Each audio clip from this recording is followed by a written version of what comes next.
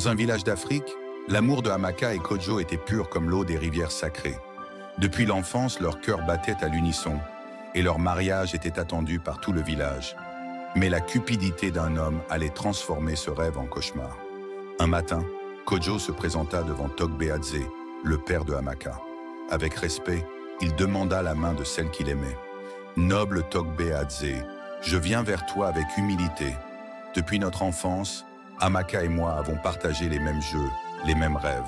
Aujourd'hui, je te demande sa main, pour la chérir et l'honorer. » Togbeadze eut un rire froid. « Un homme sans richesse ne peut avoir à la main de ma fille 30 vaches, 50 sacs de mil et 3 lingots d'or. C'est le prix de mon sang. » Kojo baissa les yeux. Cette somme était bien au-delà de ce qu'il pouvait offrir. Mais son amour était plus fort que le désespoir. Il décida de partir loin, dans une terre inconnue, pour amasser la fortune nécessaire. Les lunes passèrent, et l'impatience gagna Togbeadze. Un riche marchand, Azangui, connu pour ses pratiques sombres, se présenta à lui. Il voulait Amaka, et il était prêt à payer le prix. « Je suis un homme de pouvoir, Togbeadze. Avec moi, ta fille en ne manquera de rien. En échange, voici tes richesses. » Sans remords, Togbeadze accepta. Amaka fut livrée contre son gré. Elle pleura, supplia, mais son père resta de marbre. Le mariage forcé fut prononcé. Cette nuit-là, un cri glaçant retentit dans la case d'Azangui. Amaka ouvrit les yeux et vit son mari se tordre de douleur. Son sang coulait de ses yeux. Une force invisible l'étranglait.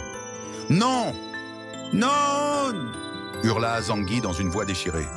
Les anciens et Togbeadze accoururent. Mais il était trop tard.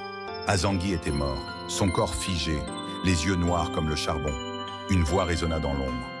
Le prix du sang a été versé. Cette dot était une malédiction. Le lendemain, Kojo revint enfin. Ses richesses en main, le cœur battant d'espoir. Mais il ne trouva que le deuil et la désolation. Que s'est-il passé? Amaka, pourquoi portes-tu ces habits de deuil? Demanda-t-il, la voix tremblante. Quand il apprit la vérité, la rage l'envahit. Il fit face à Togbeadze.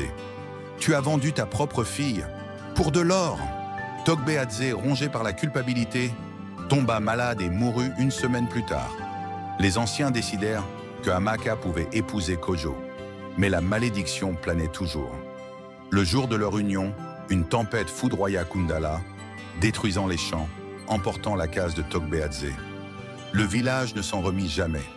Kojo et Amaka durent fuir, construire une nouvelle vie ailleurs. Mais jamais ils n'oublièrent le prix du sang que leur village avait payé. L'avidité peut détruire plus qu'un foyer. Lorsqu'on marchande l'amour pour l'or, le destin lui-même réclame son dû.